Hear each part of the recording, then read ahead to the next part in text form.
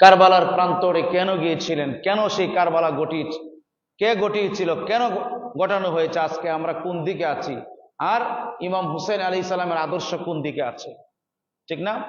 আপনারা জানেন 22,000 সৈন্য রণে সাজে সজ্জিত হয়ে ফোরাত নদীর তীরে এসেছিল, আর অন্যদিকে মাত্র 72 থেকে 84 জন, তোর মধ্যে 13 জন মাত্র আহলে বায়াতের সদস্য, আর বাকিগণ ছিল কচি কাঁচা শিশুরা, ঠিক না? তারা ছিল 5,500 রণে সাজে সজ্জিত, মানে যুদ্ধের পোশাক পরা, অস্ত্র ছিল, তীর ছিল, রসদ ছিল, খাবার ছিল, পানীয় ছিল, কিন্তু ইমাম হুসাইন আলাইহিস সালামের সেই কাফেলার মাঝে শিশুরা ছিল, মা এরা ছিল, বলেন না সুবহানাল্লাহ। ওনারা যুদ্ধ করতে আসে নাই, এসেছিলেন এই বেঈমান এজিদকে বোঝানোর জন্য যে তুমি জালেম, তুমি যেই পথ অবলম্বন করছো, তুমি খেলাফতকে ধ্বংস করে মুলুকিয়ত প্রতিষ্ঠা করেছো, তোমার বাবাও করেছে, কাজে এখান থেকে ফিরে আসো, এই জুলুম থেকে ফিরে আসো। কিন্তু সে আরো বেশি জালেম হয়ে উঠেছে, ঠিক না? আপনারা জানেন ইমাম হুসাইন আলাইহিস সালামের পবিত্র সন্তানদেরকে কিভাবে হত্যা করেছে, মায়েদের সাথে, সাইয়্যিদাদের সাথে কি নেক্কারজনক খারাপ আচরণ করেছে এই কাফের এজিদ, ঠিক না? আর সেই ইমাম হুসাইন আলাইহিস সালাম, ইমাম হাসান আলাইহিস সালাম সম্পর্কে আল্লাহ নবী রাহমাতাল লিল আলামিন সাল্লাল্লাহু আলাইহি ওয়াসাল্লাম ইরশাদ করেন যে এরা দুইজন হচ্ছে আমার বেটা, এরা দুইজন হচ্ছে আমার সন্তান, বলেন না সুবহানাল্লাহ। হ্যাঁ, যারা এদেরকে ভালোবাসে তারা যেন আমাকে ভালোবাসলো, আর যারা এদের সাথে শত্রুতামি করে তারা যেন আমি নবীর সাথে শত্রুতা করলো। তাহলে নবীর সাথে যারা শত্রুতা করে তাদের ঈমান থাকে?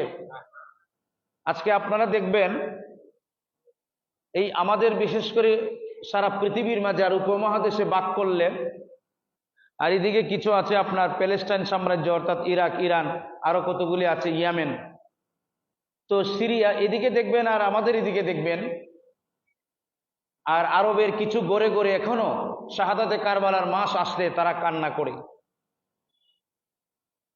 প্রতিবেশীরা বলছেন যে মহরম মাস আসলে আমরা বুঝতে পারতাম মহরম মাসের 1ম তারিখ যারা সৈয়দ পরিবার তাদের গড় থেকে কান্নার রুল ভেসে আসতো, বলেন সুবহানাল্লাহ। আমরা বুঝতে পারতাম এটা মহরম মাস এসেছে, এমন ভাবে কান্না করতো ওনারা, আমার বন্ধুরা। তো সেই বর্তমানে যে আল আরব জবরদখল করছে, ওখানে শাহাদাতে কারবালা দিবস এইভাবে পালন হয় না। আমাদের দেশের মূর্খ জাহেলরা ওই দেশে কয়েকদিন থেকে ওখানে এসে বলে আরব দেশে তো নাই। আরে বেকুবের ঘরের বেকুব, এরা তো ওয়াহাবি ইজম, এরা তো ইহুদি ইজম পালন করতেছে, ঠিক না বেটি? যখন ইরান আপনার এই শয়তান ইহুদিদের উপরে বোমা বর্ষণ করছিল, তখন এই আল আরবের যে সৌদি গোত্রবাদীরা এগুলি ধ্বংস করে দিয়েছিল। তারা ইরানের বিপক্ষে গেছে, ইয়েমেনের বিপক্ষে, ইরাকের বিপক্ষে তথা মুসলমানের বিপক্ষে তারা এই বর্তমান যে সৌদি সরকার আছে। কথা বুঝতে পেরেছেন? তারা সুস্পষ্টভাবে ইহুদি। আমরা অনেক আগে থেকে বলতাম, তো বলে ও তারা আরব দেশ থেকে ভালো মুসলমান হয়েছে। আরে বেটা, কোরআন আরব দেশের নয়, নবী আরবি নয়। নবী কি আরবি? আরে মেয়েটা ভুল কথা। নবীকে আল্লাহ পাক বলছেন রাহমাতাল লিল আলামিন, সমগ্র জগৎ সমূহের জন্য আপনি নবী। কুল ইয়া আইয়ুহান নাস ইন্নী রাসূলুল্লাহি ইলাইকুম জামিয়া। আমার বন্ধু আপনি বলুন, আপনি সমগ্র সৃষ্টি জগতের নবী। আপনি কোনো জাতির নবী না, কোনো গোত্রের নবী না, বরং সমস্ত সৃষ্টি জগতে যত সৃষ্টি আছে তত সৃষ্টির জগতের জন্য আপনি নবী, বলেন সুবহানাল্লাহ। আপনি যদি বলেন নবী আরবি, বেকুবের গোষ্ঠীরা কয় নবী বলে আরবি। হ্যাঁ না, আমার নবী হচ্ছে রাহমাতাল লিল আলামিন। নবীর পরিচয় কি?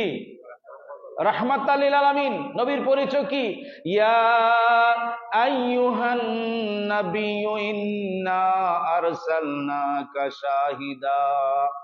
আমার নবীর পরিচয় হচ্ছে আমার নবী সাক্ষ্য দানকারী, আমার নবী শাহেদ, আমার নবী হাজির নাজির। আমার নবীর পরিচয় হচ্ছে আল্লাহ নবীকে স্বপ্নে আসমা রাদিয়াল্লাহু তাআলা আনহা জিজ্ঞেস করলেন, ইয়া রাসূলুল্লাহ, ইয়া হাবিবাল্লাহ, আপনার দাড়ি মোবারকের মাঝে বালু কণা লেগে আছে, ধুলি কণা।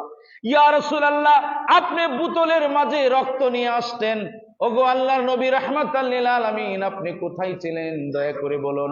আল্লাহর নবী বলতেছে, ওগো আসমা, ওই কারবালার প্রান্তরে যখন আমার কলিজার টুকরা হুসাইনকে রক্তাক্ত অবস্থায় ফেলে রাখা হয়েছে, আমার হুসাইনের বুকে যখন তীর নিক্ষেপ করা হয়েছে, একটা নয়, দুইটা নয়, 33টা বল্লমের আঘাত, 42টা বর্ষার আঘাত। আমার বন্ধুরা, যখন ইমাম হুসাইন আলাইহিস সালাম, ইমামে আকবর যখন দুলদুল গুড়া থেকে পড়ে যাবে আর বললেন, আদরিকনি ইয়া রাসূলুল্লাহ, আগিসনি ইয়া হাবিবাল্লাহ, প্রিয় নবী ধরে ফেললেন, বললেন, আমার নাতি, আমার বেটা, কলিজার টুকরা, তুমি কাঁদবে না, আমি রাসূল তোমার জন্য এই শাহাদাতে কারবালার মাঝে উপস্থিত। বলেন সুবহানাল্লাহ।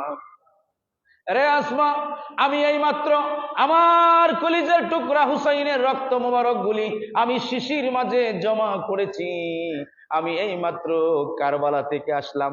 আল্লাহ বলে, বন্ধু, আমি আপনাকে শাহিদ বানাইছি। শুধু তাই নাই, যদি কোনো ইমানদার ব্যক্তি ইন্তেকাল করে আর সেই ব্যক্তি যদি ভালো মানুষ হয়, আল্লাহ নবী বললেন, আমি ওই ইমানদার ব্যক্তির জানাজার মাঝে আমি অংশীদার হই। বলেন সুবহানাল্লাহ।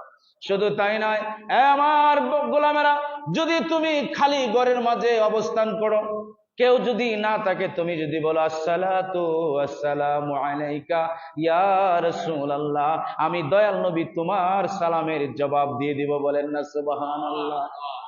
আল্লাহ নবী রাহমাতাল লিল আলামিন বলেন, ও আমার হুসাইন, আল্লাহুম্মা আতিনিল হুসাইনা সাবরান ওয়া জামিলান, আল্লাহ গো, আমার হুসাইনের অন্তরের মাঝে সবর এবং ধৈর্য তুমি দান করো। বলেন সুবহানাল্লাহ। এ আমার বন্ধুরা, আল্লাহ নবী রাহমাতাল লিল আলামিন ইরশাদ করেন, এ আমার সাহাবা کرام, তোমরা শোনো, আমি যখন একদিন খুতবা দিচ্ছিলাম, খুতবা দেওয়াটা সুন্নত, শোনাটা ওয়াজিব।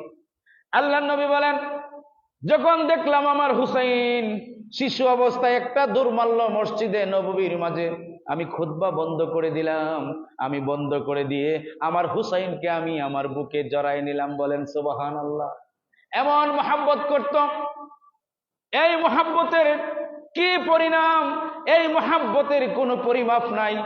আল্লাহ রাসূল রাহমাতাল লিল আলামিন ইরশাদ করেছেন, আমার কলিজার টুকরা হুসাইন আমার থেকে এসেছে, আমার নূর থেকে, আবার আমি ইমাম হুসাইনের নূর থেকে আমি চিরজীবিত হয়ে যাব, অর্থাৎ আমি পুনর্জীবন হব, মানে ইসলামকে পুনর্জীবন দান করা হবে। বলেন সুবহানাল্লাহ। ইমাম হুসাইন আলাইহিস সালাম, ওনার ফজিলত সম্পর্কে, আহলে বায়তের ফজিলত সম্পর্কে 30,000 হাদিস আছে। বলেন সুবহানাল্লাহ। আমাদের দেশের মৌলানারা, আমার ভাইয়েরা এগুলি বলে না, কৃপণতা করে কয়, আহলে বায়তের আলোচনা বললে শিয়া বলবে। আরে বেকুব, শিয়া বলবে? তোর ইমামের বাপের 14 গোষ্ঠীর ইমাম, ইমাম শাফি আলাইহিস সালাম, ইমাম শাফি সৈয়দ ছিলেন, তিনি বলেছেন যে আমি আমার ইমাম হুসাইনের শানে আমি হাদিস যখন বয়ান করতাম, আমি বেহুশ হয়ে যেতাম, কারবালার চিত্র মনে হতো আমার সামনে আসছে, আমি বেহুশ হয়ে মাটিতে লুটিয়ে পড়তাম। বলেন সুবহানাল্লাহ। ইয়া আহলে বাইতি রাসূল, হুব্বুকুম ফারদুম মিনাল্লাহি ফিল কুরআনি ওয়া আনজালাহু। ইমাম শাফি এত বড় বাগা বাগা মুহাদ্দিসের ইমাম, ইমাম গাউসে পাকেরও তিনি ইমাম, ইমাম মালিকেরও ইমাম, অনেক বড় একজন ইমাম, ইমাম ইদ্রিস আল সৈয়দ শাফি। তিনি বলতেছেন, শোনো, আহলে বায়াতকে মহব্বত করা, ভালোবাসা, এটা ফরজ। কেমন ফরজ? আল্লাহ কোরআন দিয়ে সাবিত করেছেন, কাফাকুম মিন আজিমিল কাদরি। আল্লাহ পাক এমন ভাবে আজিম করেছে, সম্মানিত করেছে আহলে বায়াতের প্রেমকে, মহব্বতকে। পবিত্র কোরআনুল কারীমের মাঝে আল্লাহ পাক কোরআনের আয়াত নাজিল করে বললেন, আহলে বায়াতকে ভালোবাসা হচ্ছে ঈমানের নমুনা। আহলে বায়াতকে যারা ভালোবাসে তারা মুমিন, আর যারা শত্রুতা করে তারা মুনাফিক। তারা নামাজ পড়লেও, রোজা রাখলেও, হজ করলেও, এমনকি আমার বন্ধুরা, আল্লাহ নবী বলেন, কালান নবী সাল্লাল্লাহু আলাইহি ওয়াসাল্লাম, লাউ আন্না রাজুলান বাইনা সাফা দা রুকনি ওয়া মাকামে, যদি কোনো ব্যক্তি মাকামে ইব্রাহিমের সামনে সামা ওয়া সাল্লা, নামাজ পড়ে এবং রোজা রাখে, সুম্মা মাতা, অতঃপর নামাজ এবং রোজা রাখা অবস্থায় সে মারা গেল, ওয়া হুয়া মুবগিদুন লি আহলে বায়াতি রাসূলিল্লাহ, কিন্তু মরণের আগে আহলে বায়াতের বুগজি, আহলে বায়াতের শত্রুতা তার অন্তরে পোষণ করত। আল্লাহর নবী রাহমাতাল লিল আলামিন ইরশাদ করেন দাখালান নার। এরপর নামাজ পড়া অবস্থায়, রোজা রাখা অবস্থায়, মাকামে ইব্রাহিমের সিজদারত অবস্থায় যদি মারা যায় আর আহলে বায়াতের শানে যদি বেয়াদবি করে, গুস্তাকি করে, শত্রুতা পোষণ করে, তবু ওই লোকটা জাহান্নামে চলে যাবে। বলেন নাউজুবিল্লাহ। এটা হাদিস শরীফ, হাদিস সহিহ হাদিস। বুঝতে পারছেন কত বড় হাদিস এগুলি? এগুলি আমাদেরকে শোনায় না। হ্যাঁ, আশুরা আইলে কই দুইটা রোজা রাখতো, শেষ। রোজা না রাখলে কি তুইব? আরে একবার ইমাম হুসাইনের মহব্বতে তুমি চোখের পানি যদি ফেলে দাও, এই চোখের পানির কারণে আল্লাহ তোমাকে নাজাত দিয়ে দিবে। বলেন সুবহানাল্লাহ। কি মনে করেছো? হ্যাঁ, ইমাম জয়নুল আবিদিন রাদিয়াল্লাহু তাআলা আনহু বলতেছে, আমি জীবনে কোনোদিন হাসি নাই। ওনার সন্তান ইমাম মুহাম্মদ বাকের রাদিয়াল্লাহু তাআলা আনহু বলেন, আব্বাজান আপনাকে কোনো আসতে দেখি নাই, কেন হাসেন না? ও বাবা, যদি তুমি কারবালার বিভীষিকাময় চিত্র তোমার সামনে দেখতে, তাহলে চিরদিনের জন্য হাসি চলে যেত। ওনার সামনে যখন পানি আনতো, খেজুর আনতো, উনি হু হু করে কেঁদে উঠতেন, চিৎকার করে উঠতেন, আমার কলিজার টুকরো আমার বাবা খায় নাই, আমার ভাইয়ে পান করে নাই, আমি এটা খাবো না। সামান্য একেবারে নেহায়ত এক টুকরো পরিমাণ খেজুর দিয়ে বাকিটা তিনি দিয়ে দিতেন। সারা জীবন তিনি রোজা রাখিছেন। পৃথিবীতে 5 জন মানুষ বেশি কেঁদেছেন, তোর মধ্যে একজন হচ্ছে ইমাম জয়নুল আবিদিন রাদিয়াল্লাহু তাআলা আনহু। বলেন সুবহানাল্লাহ। সেই শাহাদাতে কারবালার সৈনিক আমরা, কিন্তু মায়ের খাই আমরা পরতে পরতে, ঠিক না বেটি? এক ইসরায়েল একটা যাযাবর রাষ্ট্র, তার কোনো অস্তিত্ব ছিল না। 1917 সালে বেলফুর আন্দোলনের মাধ্যমে আব্দুল ওহাব নজদির গোষ্ঠীরা তারে জায়গা দিল। আজকে সে দেখছেন কি করতেছে, আপনার বুকে সে আঘাত করতেছে, আপনার বুকে বোমা মারতেছে কিনা। আর আজকে একটা ইরান তার বিরুদ্ধে যাচ্ছে, আমাদের দেশের মুল্লাডি লাগছে, এটা শিয়া, তো এরা বালানা, এরা ও মুসলিম। বলেন না নাউজুবিল্লাহ। আচ্ছা, আমিও বুঝলাম শিয়ার মাঝে প্রকার 12 প্রকারের শিয়া আছে। কয় প্রকার? সব প্রকারের শিয়া খারাপ না। শিয়ারা আপনারা বুঝুননি, কারে কয় বুঝুন না, লাফালাফি করেন। শিয়া কেন বলে? শিয়া অর্থ কি জানেননি? কইতে পারবেন কেউ? এখানে আসুন। কেউ যদি লাফালাফি করেন কেন? শিয়া শিয়া শিয়া অর্থই জানেন না, কারে কয়? তুই শিয়া কইলে এত জ্বলে কেন? শিয়া মানে কি? শিয়া হইল শিয়ানে আলী। শিয়া মানে অনুসারী, আলী মানে মৌলা আলীর অনুসারীদেরকে শিয়া বলা হয়। যারা মৌলা আলীকে অসম্ভব ভালোবাসে তাদেরকে বলে শিয়া। কথাটা বুঝতে পেরেছেন? মানে ইরান দেশে এরা বেশি ভালোবাসে। আর বলে শিয়ানে মুআবিয়া। কাফের এজিদের আব্বা মুনাফিক মুআবিয়া, সে প্রথম মুলুকিয়ত প্রতিষ্ঠা করেছে। তার জন্মের কোনো ঠিক নাই। তার বাবার নাম হচ্ছে আবু সুফিয়ান, হিন্দার গড়ে তার জন্ম। হিন্দার তৎকালীন সময়ে প্রস্টিটিউশন একটা নারী ছিল, বুঝতে পেরেছেন? 3 মাসের সন্তান নিয়ে আসে, মানে আবু সুফিয়ানের কাছে বিয়া বইছে। আর এই যে উম্মে হাবিবা রাদিয়াল্লাহু তাআলা আনহা, আমাদের আম্মা জান, সে হিন্দার গড়ের সন্তান না, সে আবু সুফিয়ানের মেয়ে আম্মা জান, কিন্তু হিন্দার গড়ে জন্ম হয় নাই। কথাটা বুঝতে পেরেছেন? হিন্দার গড়ে জন্ম হয় নাই। ওই সে কি করছে, আপনাকে বুঝতে হবে, ওই মুআবিয়ার যারা অনুসারী, ওই এরা কয় শিয়ানে মুআবিয়া। এখন শিয়ার মধ্যে 12 প্রকার। এক প্রকারের শিয়া হইল তারা আবু বকর রাদিয়াল্লাহু তাআলা আনহুকে অস্বীকার করে, উসমান রাদিয়াল্লাহু তাআলা আনহুকে অস্বীকার করে, জিন্নুরাইন রাদিয়াল্লাহু তাআলা আনহুকে অস্বীকার করে। এরা হচ্ছে খবিস শিয়া, এরা বাতিল শিয়া। কথাটা বুঝাইতে পারছি? আরেক প্রকারের শিয়া হইল যারা 2 খলিফাকে মানে, উসমান রাদিয়াল্লাহু তাআলা আনহুকে মানে না, এরাও বাতিল। আরেক প্রকারের হইল শুধু হযরত আবু বকর রাদিয়াল্লাহু তাআলা আনহুকে মানে, উমর ফারুক রাদিয়াল্লাহু তাআলা আনহুকে মানে না, এরাও বাতিল। আরেক প্রকারের শিয়া হইল তারা উসমান রাদিয়াল্লাহু তাআলা আনহুকে মানে, মৌলা আলীকেও মানে, আবার উমর ফারুক করে মানে, আবু বকর সিদ্দিককেও মানে, কিন্তু আমাদের আম্মা জানের ব্যাপারে, মা আয়েশার ব্যাপারে তাদের কুটুক্তি আছে, এজন্য তারা বাতিল। আরেক প্রকারের শিয়া হচ্ছে তারা সবাইকে মানে। বলেন না সুবহানাল্লাহ। তারাই প্রকৃত আহলে সুন্নাত ওয়াল জামাত। এই জন্য আমরা বলি আহলে বায়াতের গোলামিয়তই আহলে সুন্নাত ওয়াল জামাত। কথাটা কি বুঝতে পেরেছেন? আহলে বায়াতের গোলামিয়ত আহলে সুন্নাত ওয়াল জামাত। আপনারা বলেন, কারবালার পরে সত্য যদি প্রতিষ্ঠিত হয়ে থাকে কি তা প্রতিষ্ঠিত হয়েছে, তো আমরা কি কারবালার পক্ষে না? তো পক্ষ হইলে কারবালার মিশন কি আপনি বলেন? আপনার ছেলেকে কি শিখাচ্ছেন আপনি? হ্যাঁ, আমাদের মা শাশিরা আমরা গর্ব করি, যখন ঘুম পাড়াইছে মনে পড়ে ছোটবেলা যখন ঘুম আসতো না, কিচ্ছা কো, তখন ইমাম হাসান এবং হুসাইনের কিচ্ছা কইতো। বলেন সুবহানাল্লাহ। এখন আমার সন্তানকে যখন ঘুম পাড়ায়, ঘুম আসে না, কাঁদিনিয়া ইমাম হুসাইনের কাহিনী শোনাই। সুবহানাল্লাহ বলেন। উহুদ বদরের কাহিনী শোনায়, আপনারা কি শোনান?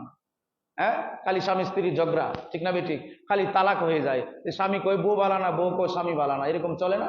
বেশিরভাগ চলে। আপনি ব্যবসা করেন, বাণিজ্য করেন, ভালো কথা, যখন পরিবারে ফিরবেন তখন সন্তানদেরকে আপনি ইমাম হুসাইন আলাইহিস সালামের মানে প্রেমের কথা শোনাবেন, হকের কথা শোনাবেন, সত্যের কথা শোনাবেন। কয়জনে শোনাইছে? কয়জনে শোনাচ্ছেন? আবার লম্বা লম্বা কথা কন যে ইরান শিয়া। শিয়া যদি মানলাম তারা শিয়া, তো শিয়াই তো ইসরায়েলকে বাপ ডাকাইছে, ঠিক না বেটি? তো তোমার সুন্নিরা কি করছে? তুমি যে ওয়াহাবি কো, তুমি কি করছো? তুমি তো কিছুই করছো না, তুমি শয়তান। তুমি তো খালি কো ফতোয়া দেও যে ইরান ও মুসলিম ও মুসলিম। কে কইছে তোমার ইরান ও মুসলিম? ইবনে সিনার বাড়ি হচ্ছে ইরান, শেখ সাদির বাড়ি হচ্ছে ইরান, বহু আল্লামা, কবি, ইমাম, সাহিত্যিক ইরান দেশের জন্ম নিছে, বলেন সুবহানাল্লাহ। বহু সাহাবীরা ইরান দেশে গিয়ে ইসলাম প্রচার করেছে। কয়েকজন খারাপের জন্য আপনি সবাইরে কইলেন তারা খারাপ, ঠিক না বেঠিক? কথাটা কি আমার বুঝতে পারছেন আপনারা? তা আপনি যে বালা বুঝলাম এরা খারাপ আপনার যুক্তিতে, তা আপনি কি করতেছেন? আপনি যে ইহুদি খ্রিস্টানের বন্ধু প্রেমিক, এদের ছাড়া আপনার মজা লাগে না, ভালো লাগে না? হ্যাঁ, এদের স্যুটটাই পরেন দিয়ে আপনি, এদের স্যুটেড বুটেড পরে দিয়ে হাঁটেন, ঠিক না বেঠিক? পেশাব করলে অর্ধেক পেশাব তাকে নিচে আর অর্ধেক যায় বাথরুমও। আপনি স্কিন টাইট প্যান্ট করেন, মুসলমানের সন্তান, ঠিক না বেঠিক? পোশাকের আমি কথা বলছি না, কিন্তু এরকম পোশাক পরবেন কেন যে পোশাক পরলে অর্ধেক পেশাব করে নিচে আর অর্ধেক যায় বাথরুমও, ঠিক না বেঠিক? ইমাম হুসাইন আলাইহিস সালাম আমাদেরকে শিক্ষা দিয়েছেন যে আমরা জীবন যদিও চলে যায় তারপর আমরা হকের পথে থাকবো, সত্যের পথে থাকবো, বলেন সুবহানাল্লাহ। শাহাদাতে কারবালার পুরা মাস উচিত ছিল মসজিদগুলির মাঝে ইমামরা আলোচনা করবে 1 ঘন্টা করে করে, আর আপনারা নামাজ পড়ে দৌড় মারেন। কাজ জায়গা, দুনিয়া জায়গা, আপনার মরে গেলে দমিয়া 2 দিনও আপনার কেউ স্মরণও করবে না, আপনাকে করবে নাকি? তো আপনি ইমাম হুসাইনের প্রেমিক হয়ে যান জান্নাতের মাঝে। ইমাম হুসাইনকে আল্লাহ পাক বলবে, হে হুসাইন, আপনার পক্ষে যারা আছে তাদেরকে জান্নাতে নিয়ে যান। সুবহানাল্লাহ বলেন। ইমাম হুসাইন আলাইহিস সালাম, মা ফাতেমা বলবে, বেটা একটু রাখো। সুবহানাল্লাহ বলবেন, একটু রাখো। এ মাওলা কারীম, আল্লাহ রাসূলকে বলা হবে, প্রেমী বলবে যে আবু বকরের ঋণ আমি শোধ করে দিয়েছি, উসমানের ঋণ শোধ করে দিয়েছি, কিন্তু ইমাম হুসাইনের ঋণ আমি শোধ করি নাই। এটা ইমাম হুসাইন জানে। আল্লাহ পাকের দরবারে বলবে যে হে মওলা, যারা আমাকে ভালোবাসতো, আমার অনুসারী, তাদের সবাইকে জান্নাতে দিবা, নতুবা আমি তোমার সাথে কথা বলবো না। সুবহানাল্লাহ বলেন। মাওলা কারীম জবাব দিবে, হে ফাতেমা, আপনি যাকে ইচ্ছা তারে বেহেশতে নেন, আপনাদেরকে অতরেশ দেওয়া হলো, আপনারা যাকে ভালোবাসেন, পছন্দ করেন, তাদেরকে নিয়ে আপনারা জান্নাতে যান, বলেন সুবহানাল্লাহ। তো কি মনে করেছেন মুআবিয়ারে কইব? হ্যাঁ, কাফের জিদ্রে কইব? তো জান্নাতের সর্দার পক্ষে থাকবেন নাকি উল্টা পাল্টা যাবেন? কয় না আমাদের দেশের মোল্লারা যে 100 রাকাত নাকি এজিদে নামাজ পড়ছে, নাউজুবিল্লাহ বড় বড় করে বলেন। তার লানত 100 রাকাত নামাজের উপরে লানত। কারণ আহলে বাইতের শানে যে তরবারি ধরতে পারে সে কি আর মুমিন থাকে? সে বিনা দলিলে কাফের। কাফের এজিদে যে কাফের কইতো না, হেও কাফের, ঠিক না বেঠিক? আপনারা কাফের এজিদকে কাফের কইলে চিন্তা করেন, তো আবু জাহেলটা কাফের কইতে 50 বার বাপ তৈব, ঠিক না বেঠিক? কাফের এজিদ থেকে আবু জাহেল অনেক বালা আছেন, আবু লাহাব অনেক বালা আছেন। যাই হোক, আমি এদিকে যাব না, তাহলে তফসির করে বুঝাইতাম আপনাদেরকে। আবু লাহাব কাফের এজিদ থেকে এত বালা, মুআবিয়ার থেকে আবু লাহাব ভালো ছিল। কারণ আবু লাহাব প্রিয় নবীর আগমনে আনন্দিত হয়েছিল, সুবহানাল্লাহ বলেন। প্রিয় নবীকে প্রোটেকশন করেছে, প্রিয় নবীকে মুহাব্বত করেছে, বিরুদ্ধে গিয়েছে, তারপরেও আবু লাহাব কোরআন তেলাওয়াত শুনতো, সুবহানাল্লাহ বলবেন না? তো এটি আবু লাহাব থেকে আরো খারাপ, এটি আবু জাহেল থেকে আরো খারাপ। আবু জাহেল চুপে চুপে প্রিয় নবীরে মানতো, প্রিয় নবীর আলামিন বলতো, সুবহানাল্লাহ বলবেন না? প্রিয় নবীর বিরোধিতা করতো আপনার দিনের বেলায়, রাত্রে কোরআন শরীফ শুনতো, কান লাগায় কয় তো মধুর কোরআন, সুবহানাল্লাহ। এজন্য আল্লাহ নবী বলছে যে আমি তোমাদের জন্য 2টা জিনিস রেখে গেলাম। কয়টা? একটা হচ্ছে যে আল্লাহর কোরআন, কিতাবুল্লাহি হাবলুম মামদুদুন, আর একটা হচ্ছে ইত্রাতি আহলে বায়াতি, আমার আহলে বায়াত আর কোরআন আমি রেখে গেলাম। একটা আরেকটা থেকে বিচ্ছিন্ন হবে না, কিয়ামত পর্যন্ত তোমাকে জান্নাত নিয়ে যাবে, হাউজে কাউসার পর্যন্ত নিয়ে যাবে, বলেন সুবহানাল্লাহ। এখন যদি বলেন আমি কোরআন মানি, আহলে বায়াত মানি না, আপনি কাফের, আপনি বাতিল। আবার যদি বলেন আহলে বায়াত মানি, কোরআন মানি না, আপনি কাফের, আপনি বাতিল। কারণ আল্লাহ রাসূলের হাদিস যে আপনাকে কোরআন মানতে হবে, আহলে বায়াত মানতে হবে। মৌলা আলীর শানে, ইয়ামেন থেকে যখন মৌলা আলী গনিমতের মাল নিয়ে আসলেন, কিছু সংখ্যক সাহাবারা মৌলা আলীর বিরুদ্ধে চলে গেছে। মৌলা আলী আলাইহিস সালাম প্রিয় নবীর কাছে যখন আসলেন, কিছু সাহাবীরা বললেন যে ইয়া রাসূলুল্লাহ, মৌলা আলী তো এটা করেছে এটা করেছে। আল্লাহ নবী দাঁড়ায় বলে, মৌলা আলীর শানে কোনো অভিযোগ করা যাবে না, কেননা মৌলা আলী হচ্ছে নাতে কোরআন, জীবন্ত কোরআন, এবং কোরআনের প্রতিচ্ছবি হচ্ছে মৌলা আলী। বলেন সুবহানাল্লাহ। কি মনে করেছেন আহলে বায়তকে, মৌলা আলীকে? নামাজ কিসের আপনার? নামাজে পড়েন না আল্লাহুম্মা সাল্লি আলা সাইয়্যিদিনা মুহাম্মাদি ওয়া আলা আলি মুহাম্মদ, সুবহানাল্লাহ বলেন না? যে নবীর আহলে বায়তকে সালাম না দিলে নামাজই হবে না। ইমাম শাফি বলছেন, কাফাকুম আজিমুল বিল কাদরি লা সালাতা লাহু ইউসাল্লি আলাইকুম, আপনাদের উপরে সালাত না পড়লে কোন নামাজই আল্লাহ কবুল করে না। বলেন সুবহানাল্লাহ। তো আহলে বায়তের কথা কইলে আপনার চুলকানি উঠে কেন? উঠছে। এই মসজিদের মেঝে কথা ছিল প্রতিদিন আহলে বায়তের আলোচনা শুনতো, আর মুসল্লিরা কান্না করতো, বেহুশ হয়ে যাইতো, এদিন কয়েকজন মারাও যাইতো। বলেন সুবহানাল্লাহ। হ্যাঁ, মুসল্লিরা সবসময় এই এশার নামাজ পড়ে কিংবা তো ফজর নামাজ পড়ে, তো এটা হবে না, এশার নামাজ পড়ে মুসল্লিরা বসে থাকতো। ইমাম সাহেব, বাংলার প্রত্যেকটি ইমাম সাহেব আধা ঘন্টা করে তাকরীর দিত ইমাম হুসাইন আলাইহিস সালামের উপরে, আদর্শের উপরে, আহলে বায়তের উপরে। 30,000 হাদিস আছে, মোল্লারা 3টা হাদিসও বলে না। ঠিক না বেঠিক? কি আমার কথা বুঝতেছেন আপনারা? ওই বুঝছেন না আমার কথা? অনেকের ভালো লাগবে না, না লাগলে নাই। আমি ইমাম হুসাইন আলাইহিস সালামের পক্ষে, আপনারা কি পক্ষে না? শাহাদা কারবালার পক্ষে না? তো শাহাদা কারবালার পক্ষে না থাকলে আপনি কাফের, আপনি জাহান্নামী, আপনি কাফের। এই জিত থেকে আরো খারাপ। শাহাদাতে কারবালা আমার ঈমান, আমার চেতনা, আমার বেঁচে থাকার অবলম্বন। শাহাদাতে কারবালা হচ্ছে সত্য মিথ্যার পার্থক্য করে দেয়। শাহাদাতে কারবালা হচ্ছে কলেমা। ইমাম হুসাইন আলাইহিস সালামের মাধ্যমে কলেমা পুনর্জীবিত হয়েছে, পুনরায় কলেমা প্রতিষ্ঠিত হয়েছে। বলেন সুবহানাল্লাহ। আর নাহলে সত্য বলতে পৃথিবীতে কিছুই থাকতো না। এখন যারা ইমাম হুসাইন আলাইহিস সালামের পক্ষে কথা বলে এবং যারা কাফের জিদকে বলে 100 রাকাত নামাজ পড়তো, বালা মানুষ ছিল, বুজুর্গ ছিল, আল্লাহ যেন হাসরটা ওই কাফের এজিদের সাথে করায়। বলেন আমিন। তার কাফের বাপ এজিদ নিয়ে থাকুক। আমরা জান্নাতের সরদার, আমরা হকের নিশানা, আমরা হকের কলেমা ইমাম হুসাইন আলাইহিস সালামের পক্ষে তথা আহলে বায়তের পক্ষে আছি। বলেন আল্লাহুম্মা আমিন। তারা চলে যাক তার এজিদ বাবার পক্ষে, আমাদের কোনো দরকার নাই। কি বলেন?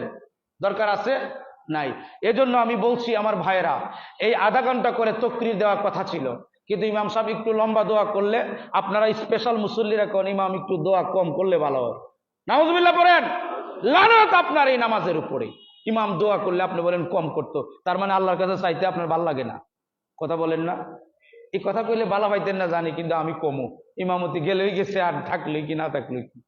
বলেন আলহামদুলিল্লাহ। আমি এই কথা বলেই যাব। ইমাম সাহেবের উচিত আধা ঘন্টা করে তাকরীর দিবে, আপনাদের উচিত থাকবেন শাহাদাতে কারবালার আলোচনা শুনবেন। আপনারা কেউ কইতে পারবেন শাহাদাতে কারবালার আলোচনা 10 মিনিট বলতে পারবেন? ভুলে সুলে বলবেন, হাদিসও নাই, কোনটা নাই। ঠিক না বেঠিক? তার চেতনা কি? আমাদের বাচ্চাকে কি শিক্ষা দেব? মাইক লাগাবেন, এশারের পরে 1 ঘন্টা তাকরীর চলবে, মা বোনেরা শুনবেন।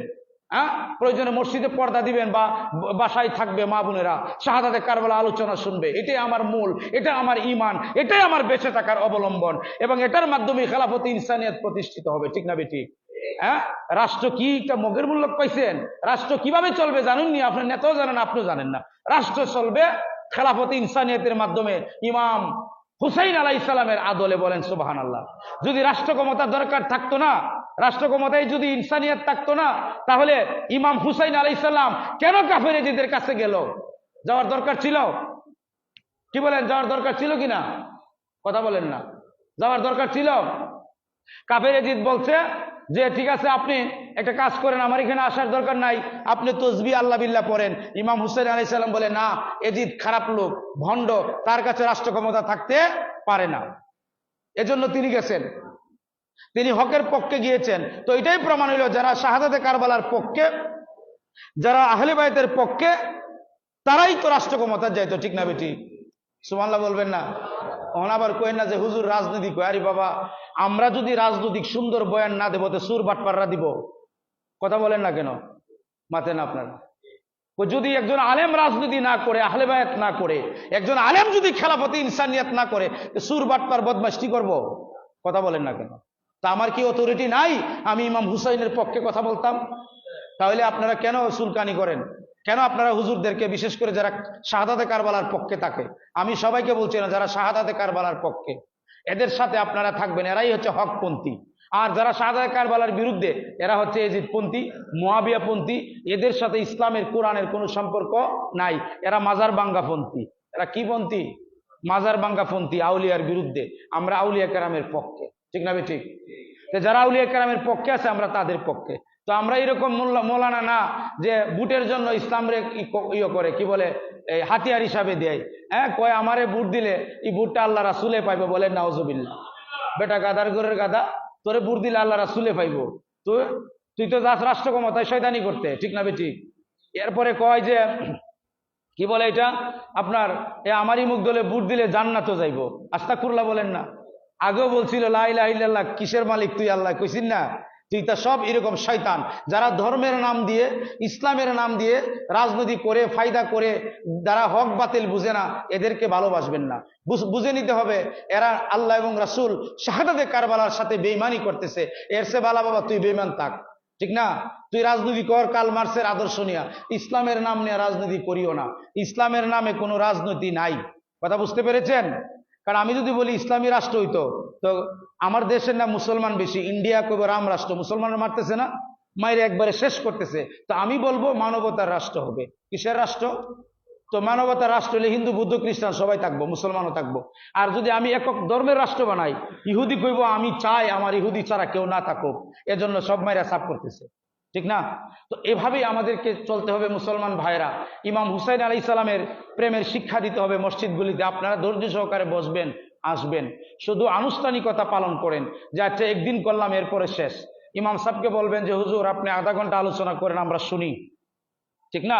তো এশারের নামাজের পরে বসবেন, বসে ইমাম হুসাইনের আলোচনা শুনবেন, শাহাদাতে কারবালার কাহিনী শুনবেন, আদর্শ শুনবেন, তারপরে তার শিক্ষা কি, মরাল অফ দ্য স্টোরি কি, আমরা কিভাবে চলবো, ইমাম হুসাইন আলাইহিস সালাম কি অবদান রেখেছেন, আহলে বায়াতকে কেন ভালোবাসতে হবে, আহলে বায়াত কেন ইমানের অবিচ্ছেদ্য অংশ, ঠিক না? এভাবে আপনাকে জানতে হবে। আপনি ইমাম সাহেবদের থেকে জানবেন, আপনি তো বই পড়ে জানতে পারবেন না, কারণ বইগুলিতে সমস্যা আছে। হাদিস শরীফ পড়ে জানতে হবে। আর আপনি তো আর হাদিস শরীফ নিয়ে বসেন না, বসেন কি না? বসেন না। তো এই জন্য আপনাকে ভালো সুন্নি খাঁটি আলেমের কাছে বসে বসে আপনাকে এগুলি শিখতে হবে। আপনার বাচ্চারে নিয়ে আসবেন। আপনি তো মদিনায় যারা গেছেনই আর কি, মদিনায় দেখবেন দুইবার আজান হয়। তাহাজ্জুদের সময় যখন আজান হয়, তখন কারিয়া থেকে, গ্রাম থেকে ছোট ছোট বাচ্চাগুলিকে হাত ধরে ধরে বাবারা, মায়েরা মসজিদে নববীর মাঝে নিয়ে আসে, বলেন সুবহানাল্লাহ। যখন আজান হয় তখন মা এবং বাবা কি করে? হাত ধরে ধরে মসজিদে নববীতে নিয়ে আসে, তাহাজ্জুদের নামাজ পড়তো। সুবহানাল্লাহ বলবেন না? আর আপনারা এশারের নামাজ আইন না বাচ্চা লইয়া, হ্যাঁ, এশারের নামাজ আইন না। কতটা আপনার কত কাজ, নামাজ থেকে যদি কাজ বেশি থাকে আপনি শয়তান। আপনি কি কথা বলেন না? নামাজের উপরে যদি বলেন একটু কাজ আছে, তাহলে আপনি শয়তান। বুঝলেন আপনি শয়তানে আপনাকে আক্রমণ করেছে, ঠিক না? তো আপনি এই শাহাদাতে কারবালার মাসে যদি আপনি প্রত্যেকটা বাড়ি ঘরের মাঝে শাহাদাতে কারবালার শানে আলোচনা করতে, ওই আগে জারি হইতো না? আপনারা তো জারি উঠাইছেন এই দেশ থেকে, কিন্তু আমি জারির পক্ষে। বলে কি করে? হ্যাঁ, হয়তো দুই একটা শব্দ আছে ভুল, কিন্তু বাকিটা বালা। এরা কাহিনী তো শোনাইছে, আমরা ছোটবেলা কাঁদছি, বুঝি আর না বুঝি কাঁদছি। হ্যাঁ, তারা বুক ছাপড়াইয়া ইয়া হুসাইন হাসাইন বলতো, যদিও কয়েকটা দুই একটা শব্দ খারাপ, কিন্তু জারিটা ভালো ছিল। পুঁতি পড়তো না, এটা ভালো, এই প্রেমটা জীবিত রাখছে। এই মোল্লাডি তো এই ফতোয়া দিয়ে দিয়া এডি নষ্ট করছে, ঠিক না বেটি? হ্যাঁ, এই জন্য আজকে ইমাম হুসাইন আলাইহিস সালামের মুহররম মাস আসলে তেমন জাগ মানে বোঝা যায় না। কান্না করতো আগে আমাদের মাসাসিরা, 10টা রোজা রাখতো। আর এখন তো মাসাসিরা ফ্যাশনেবল, রোজা তো 2টাও রাখে না। হ্যাঁ, এখন তো ফ্যাশনেবল, যারা রাখে তো রাখে কয়েকজন, 1-2 জন, খুব রিয়ার মানুষ আছে যারা রোজা রাখে বা যারা শাহাদাতে কারবালার প্রেমে প্রত্যেকটি ঘরে ঘরে আপনারা অনুষ্ঠান করার দরকার। এখনো সময় আছে, আজকে মনে হয় 16 তারিখ। আপনারা প্রত্যেকটা ঘরে ঘরে সালাতু সালাম করবেন। খালি সালাতু সালাম করিয়া দোয়া করিয়া ইমাম সাহেব আমরা হাদিয়া নিলে চলবে না, আপনারাও হাদিয়া দিলে চলবে না। এবং আধা ঘন্টা আলোচনা করবেন শাহাদাতে কারবালা কি জিনিস, আপনার বাচ্চারে শোনাবেন, আপনার বিবিকে শোনাবেন। আপনার ঘরে ইমাম হুসাইনের প্রেমের একটা সৌরভ যেন হয়, যেন ফুলের গ্রাণ হয়। আপনি যেন ইমাম হুসাইন আলাইহিস সালামের প্রেম বুঝতে পারেন, আদর্শ বুঝতে পারেন, আপনার সন্তানেরা যেন বুঝতে পারে। প্রতি বছরে 1 মাস পর্যন্ত এই আলোচনা করবেন, এই জিকির করবেন, দেখবেন সমাজ থেকে অন্যায় অপরাধ উঠে যাবে। আমি আমার এই ছোট্ট জীবনে দেখছি, আমার কয়েকজন হিন্দু সাথে পরিচয় আছে, যদি আমার আলোচনাটা শুনে তারা বুঝবে। ধর্মেন্দ্র করে নাম বলতেছে যে ভাই আমি তো শাহাদাতে কারবালার প্রথম দিন থেকেই আমি খালি ওয়াজ বাজাইতাছি আর জারি শুনতেছি, আমার কাছে বড় ভালো লাগে। বলেন না সুবহানাল্লাহ। কয়েকজন খ্রিস্টানে বলতেছে যখন ইমাম হুসাইন আলাইহিস সালামের ঘটনা আমরা শুনি, এই এত বড় শাহাদাত হয়েছে, এত বড় কোরবানি দিয়েছে দিন মিল্লাতের জন্য, তখন আমরা কাঁদি, আমরা খুব ভালো লাগে। হিন্দু বুদ্ধ খ্রিস্টানরা পর্যন্ত ইমাম হুসাইন আলাইহিস সালামকে ভালোবাসছেন, আর এই মুসলমান হয়ে ফতোয়া দেয় না না না না যায়। বলেন না নাউজুবিল্লাহ মিন জালিক। প্রত্যেকের ঘরে ঘরে ইমাম হুসাইন আলাইহিস সালামের আলোচনা করতে হবে, জিকির করতে হবে, সালাতু সালামের আয়োজন করতে হবে। তাহলে আপনার ঘরে শান্তি আসবে, আপনার ঘরে ভালোবাসা আসবে, মারামারি দূর হবে। আল্লাহ যেন ইমাম হুসাইন আলাইহিস সালামের শাহাদাতে কারবালার প্রেমে উজ্জীবিত হয়ে তার আদর্শ বাস্তবায়নে যেন আমরা শাহাদাতে কারবালার সৈনিক হয়ে যাই। সকলে বলি আল্লাহুম্মা আমিন। আলহামদুলিল্লাহ।